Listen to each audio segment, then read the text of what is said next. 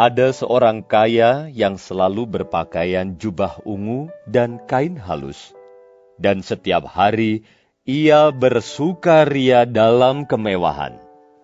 Dan ada seorang pengemis bernama Lazarus, badannya penuh dengan borok, berbaring dekat pintu rumah orang kaya itu, dan ingin menghilangkan laparnya dengan apa yang jatuh dari meja orang kaya itu. Malahan, anjing-anjing datang dan menjilat boroknya. Kemudian, matilah orang miskin itu, lalu dibawa oleh malaikat-malaikat ke pangkuan Abraham. Orang kaya itu juga mati, lalu dikubur. Dan sementara ia menderita sengsara di alam maut, ia memandang ke atas, dan dari jauh dilihatnya Abraham, dan Lazarus duduk di pangkuannya. Lalu ia berseru katanya, "Bapak Abraham, kasihanilah aku. Suruhlah Lazarus supaya ia mencelupkan ujung jarinya ke dalam air dan menyejukkan lidahku, sebab aku sangat kesakitan dalam nyala api ini." Tetapi Abraham berkata, "Anak, ingatlah bahwa engkau telah menerima segala yang baik sewaktu hidupmu, sedangkan Lazarus segala yang buruk. Sekarang, ia mendapat hiburan dan engkau sangat menderita. Selain daripada itu, di antara kami dan engkau terbentang jurang yang tak terseberangi, supaya mereka yang mau pergi dari sini kepadamu, ataupun mereka yang mau datang dari situ kepada kami, tidak dapat menyeberang." Kata orang itu, "Kalau demikian, aku minta kepadamu, Bapa, supaya engkau menyuruh dia ke rumah ayahku. Sebab masih ada 5 orang saudaraku, supaya ia memperingati mereka dengan sungguh-sungguh, agar mereka jangan masuk kelak ke dalam tempat penderitaan ini." Tetapi kata Abraham, "Ada pada mereka kesaksian Musa dan para nabi. Baiklah mereka mendengarkan kesaksian itu." Jawab orang itu, "Tidak, Bapak Abraham. Tetapi jika ada seorang yang datang dari antara orang mati kepada mereka, mereka akan bertobat." Kata Abraham kepadanya, "Jika mereka tidak mendengarkan kesaksian Musa dan para nabi, mereka tidak juga akan mau diyakinkan, sekalipun oleh seorang yang bangkit dari antara orang mati." Saudara yang dikasihi Tuhan, cerita yang ditulis di dalam Injil Lukas berkaitan dengan cerita Lazarus dan orang kaya merupakan cerita yang menggambarkan sebuah keadaan yang sangat kontras sekali. Cerita yang menggambarkan sebuah keadaan yang sangat berbeda sekali. Perbedaan dan kekontrasan keadaan itu terjadi pada waktu cerita Lazarus dalam kehidupan nyata dan juga terjadi pada waktu dalam kehidupan di dalam kekekalan. Perumpamaan ini sebenarnya merupakan sebuah gambaran yang menyatakan sebuah keadaan di dalam peristiwa-peristiwa kekekalan atau peristiwa-peristiwa yang akan datang setelah kematian. Apa yang terjadi dari dua tokoh yang ada dalam cerita ini yang diumpamakan oleh Tuhan? Lazarus, seorang yang miskin. Lazarus adalah seorang yang miskin. Alkitab menceritakan bahwa Lazarus adalah seorang yang miskin, dan untuk menyambung hidupnya dari kemiskinan yang dialami, dia bertekad untuk mengemis di salah satu tempat di dekat rumah orang kaya itu. Pasti ini bukan sebuah pilihan yang dimiliki oleh Lazarus. Pasti ini bukan sebuah harapan yang diinginkan oleh Lazarus menjadi seorang pengemis, tetapi keadaan memaksa dia untuk memperjuangkan hidupnya. Keadaan memaksa dia untuk menyambung hidupnya dengan cara mengemis. Mengapa saya katakan ini bukan sebuah pilihan dalam hidupnya? Kalau kita memperhatikan saat-saat ini, sering kali kita menemukan orang-orang yang mempunyai suatu keinginan atau berprofesi sebagai pengemis dengan harapan untuk memudahkan hidupnya dalam mencari penghasilan. Tetapi bagi Lazarus tentu ini bukan sebuah pilihan. Selain dikatakan bahwa Lazarus sebagai seorang yang sangat miskin, dia juga seorang yang menderita dalam hal kesehatan. Alkitab mencatat bahwa ada peristiwa, ada borok-borok yang muncul di dalam hidupnya yang tentu mengganggu kesehatannya. Dan kesehatannya itulah yang kemungkinan, penderitaan kesehatannya itu yang kemungkinan membuat dia merasa tidak bisa bekerja lebih lagi atau bekerja melakukan pekerjaan yang lebih baik lagi, sehingga pilihan hidupnya untuk menjadi seorang pengemis adalah merupakan suatu keadaan yang memaksa dia, karena tidak ada hal yang bisa dilakukan karena kesehatannya juga terganggu. Bapak Ibu Saudara yang dikasihi Tuhan, kita juga melihat dalam tokoh yang kedua adalah seorang yang kaya. Memang Alkitab tidak memberikan secara spesifik tentang siapa nama orang kaya itu, tetapi Yesus mengatakan bahwa ada orang yang kaya, yang tentu kekayaannya, kehidupannya bergelimpangan dengan harta yang dimiliki. Sebagai seorang yang kaya tentu sudah sebuah kebiasaan hidup dalam kemewahan, sebuah kebiasaan hidup dalam makanan-makanan yang enak dan pakaian-pakaian yang enak. Bahkan Alkitab mengatakan bahwa dia hidup, ada seorang yang kaya, selalu berpakaian jubah ungu dan kain halus, dan setiap hari ia bersukaria di dalam kemewahan. Kata kemewahan yang dipakai ini adalah sebuah kata yang mengandung sebuah arti bahwa makanan atau memiliki cita rasa makanan yang sangat tinggi. Ini bukan sekedar pesta biasa, tetapi adalah kemewahan, makanan-makanan yang dinikmati dengan cita rasa atau kualitas yang sangat tinggi. Ini yang dilakukan oleh si kaya itu. Kehidupan tokoh ini bersingkat cerita bahwa mereka sama-sama menghadapi masa yang disebut dengan kematian.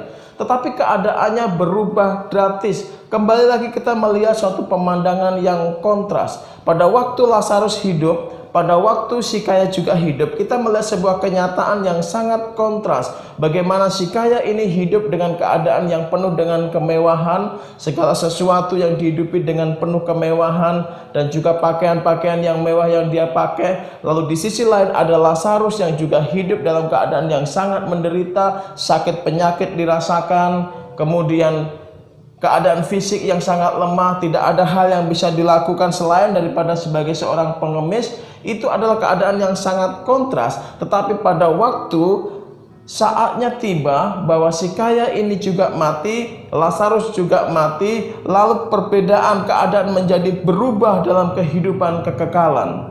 Justru kalau kita memperhatikan bahwa ada keadaan yang kembali lagi kontras ditontonkan atau disampaikan kepada saya dan saudara, bahwa Lazarus yang mati itu kemudian dibawa oleh malaikat Tuhan menuju pangkuan Abraham. Sementara si kaya yang juga mati itu kemudian dibawa untuk mendapatkan hukuman yang kekal. Jadi jelas sekali bahwa ketika Lazarus dibawa oleh malaikat Tuhan kepada Abraham, tentu kita dapat melihat kalau kita memperhatikan perkataan Tuhan Yesus dalam Matius pasal yang ke-8 ayat yang 11, kita dapat menyimpulkan dan mengerti bahwa di mana Abraham ada pada saat ini. Tentu Abraham berada di surga bersama dengan Tuhan yang dia layani selama hidupnya. Dan si miskin ini atau Lazarus ini dibawa oleh malaikat Tuhan ke pangkuan Abraham, tentu juga bersama dengan Abraham di surga. Tetapi ironisnya bahwa si kaya ini, orang kaya ini juga mati dan dibawa untuk dihukum dan mendapatkan hukuman yang kekal. Jadi ini sebuah pemandangan yang terbalik yang sangat kontras yang dapat kita lihat dari cerita-cerita ini. Bapak Ibu Saudara yang dikasihi Tuhan, ayat ini tidak sedang berbicara bahwa orang-orang kaya pasti masuk neraka dan orang-orang miskin pasti masuk surga. Jangan saudara salah mengartikan tentang ayat ini. Ayat ini tidak berbicara bahwa orang kaya pasti masuk neraka dan orang miskin pasti masuk surga. Banyak orang kaya yang juga bisa dimungkinkan untuk masuk surga, dan tidak sedikit orang miskin yang juga dimungkinkan untuk masuk neraka. Oleh sebab itu, jangan bangga kita menjadi orang kaya dan jangan takut menjadi orang miskin dalam hidup kita. Memang Tuhan Yesus pernah berkata bahwa di dalam Lukas pasal yang ke-18 ayat 25, Sebab lebih mudah seekor unta masuk melalui lubang jarum daripada seorang kaya masuk ke dalam kerajaan Allah. Memang Tuhan Yesus pernah menyoroti satu peristiwa khusus bahwa orang kaya lebih sukar masuk dalam kerajaan Allah, tetapi bukan berarti orang kaya tidak bisa masuk ke dalam kerajaan Allah. Seseorang yang diberkati Tuhan hidup dengan kekayaannya ketika dia juga hidup dalam percaya kepada Yesus sebagai Tuhan dan Juru Selamat, dan imannya dinyatakan dalam perbuatan hidupnya untuk melayani Tuhan, sudah pasti dia juga bisa mendapatkan suatu tempat di surga. Di dalam 1 Tesalonika 4 ayat 14 dikatakan, karena jikalau kita percaya bahwa Yesus telah mati dan telah bangkit, maka kita percaya juga bahwa mereka yang telah meninggal dalam Yesus akan dikumpulkan Allah bersama-sama dengan Dia. Jadi jelas bahwa seandainya pun kita mengerti ada orang yang kaya, yang hidup berkenan kepada Tuhan, yang hidup untuk mempercayai Yesus sebagai Tuhan dan Juru Selamatnya, yang hidupnya, yang imannya dinyatakan dalam perbuatan untuk mengasihi Tuhan, membawa dirinya, pasti Yesus memberikan suatu jaminan dia juga berada di surga. Juga sebaliknya saudara, tetapi alangkah malangnya ketika ada orang yang hidup di dalam kemiskinan, yang di dunia ini sudah cukup menderita, tetapi tidak punya iman kepada Yesus sebagai Tuhan dan Juru Selamat. Dia juga nanti di dunia yang akan datang, di kekekalan, dia juga akan menghadapi siksaan-siksaan yang kekal. Tapi saudara, yang ingin saya katakan, apa yang kita lihat dalam cerita atau perumpamaan ini, mengapa Lazarus yang miskin itu diperkenankan untuk bersama-sama dengan Abraham dalam kerajaan surga, sementara si kaya itu tidak diperkenankan untuk bersama-sama dengan Abraham, tetapi Alkitab mengatakan bahwa dia mendapatkan hukuman yang begitu kekal, hukuman penderitaan yang begitu mengerikan. Bapak Ibu Saudara yang dikasihi Tuhan, kalau kita menyelidiki ayat-ayat ini, tentu kita tidak menemukan, tidak tertulis bahwa Lazarus memiliki iman yang sangat tertulis di sana. Tetapi kalau kita memperhatikan secara teliti, kita dapat melihat dengan cara hidupnya tersirat bahwa Lazarus mendapatkan atau memiliki iman yang benar-benar kepada Tuhan. Tersirat bahwa Lazarus memiliki iman kepada Tuhan yang dia sembah seperti iman yang dimiliki oleh Abraham.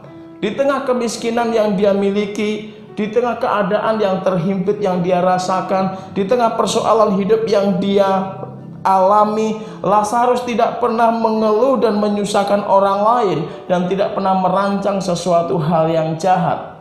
Bapak Ibu Saudara yang dikasihi Tuhan, saya ingin katakan, seringkali kita menemukan orang yang terhimpit dalam hal ekonomi, orang yang terhimpit dalam hal-hal yang penuh dengan tekanan-tekanan hidup, dan seringkali merancang sebuah kejahatan dengan alasan berdalih dengan desakan-desakan ekonomi.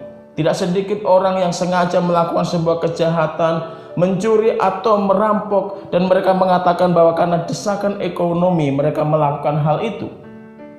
Tidak sedikit orang-orang yang miskin yang mereka melakukan pelacuran diri, dan mereka selalu berkata berdalih dengan hal ekonomi yang membuat mereka terpaksa melakukan hal itu. Ini tidak ada satupun alasan seperti ini yang dapat dibenarkan.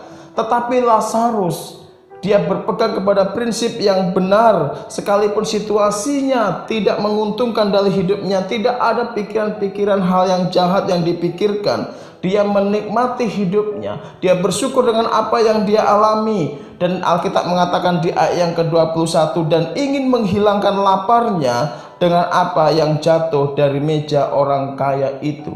Artinya kehidupan yang dilakukan oleh Lazarus adalah menunjukkan bagaimana hidupnya yang penuh dengan keadaan yang tertekan itu, tetapi dia tetap memberikan satu keadaan hidupnya yang penuh dengan rasa untuk mendapatkan belas kasihan semata, dan tidak memikirkan hal-hal yang jahat di dalam hidupnya.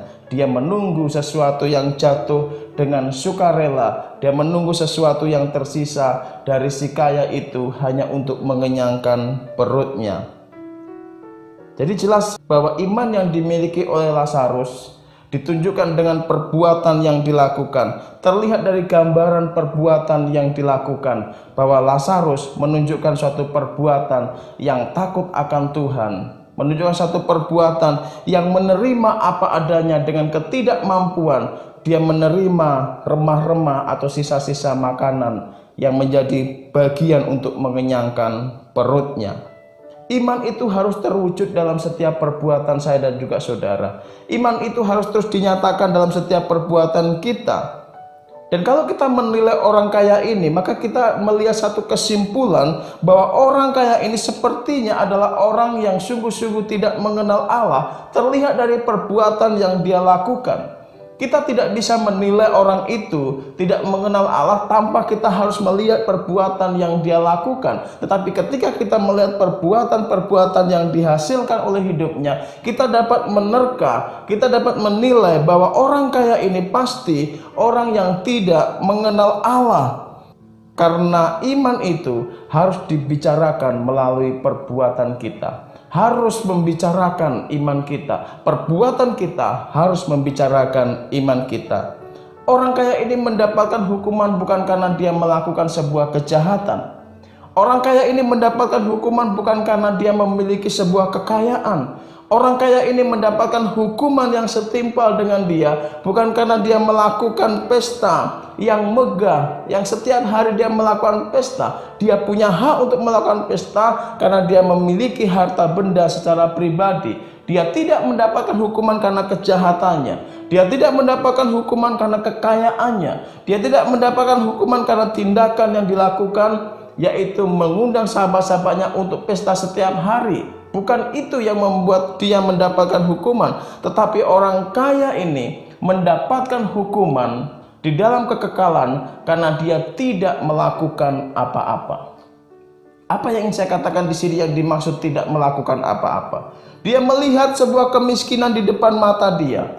Dia melihat ada orang yang tergeletak secara miskin. Ada orang yang tergeletak dengan kondisi yang penuh borok, yang miskin, yang sungguh luar biasa tersiksa, tetapi dia tidak mau melakukan apa-apa. Dia bisa menolong Lazarus, tetapi dia tidak mau melakukan hal itu.